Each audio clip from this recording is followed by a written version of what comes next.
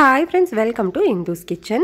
இன்னைக்கு நம்மளோட கிச்சன்ல இட்லி தோசை கூட தொட்டு சாப்பிட்ற மாதிரி சட்டுன்னு ஒரே நிமிஷத்துல செய்யக்கூடிய ஒரு டேஸ்டான சட்னி பார்க்கலாம்.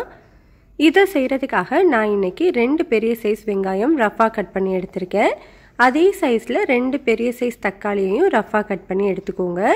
இது கூட காரத்துக்கு நான் 5 வரமிளகாய் சேர்த்திருக்கேன். உங்களோட காரத்துக்கு ஏற்ற மாதிரி மிளகாயோட அளவை எடுத்துக்கோங்க. கூடவே 8 பல்லு பூண்டை தோலோடவே சேர்த்துக்கலாம். இது கூட கொஞ்சமாக கருவேப்பிலை, கொத்தமல்லி இது எல்லாத்தையுமே அப்படியே ஒரு மிக்சி ஜாருக்கு மாற்றிட்டு இந்த சட்னிக்கு தேவையான அளவு உப்பு, 1 டீஸ்பூன் கல்லுப்பும் சேர்த்துட்டு தண்ணி எதுவுமே சேர்க்காம நல்ல ஸ்மூத்தான சட்னியாக அரைச்சி எடுத்துக்கலாம். இப்போ நான் அரைச்சி எடுத்துகிட்டு வந்திருக்கேன் பாருங்கள். இந்த சட்னியை அப்படியே ஒரு பவுலுக்கு மாற்றிக்கோங்க.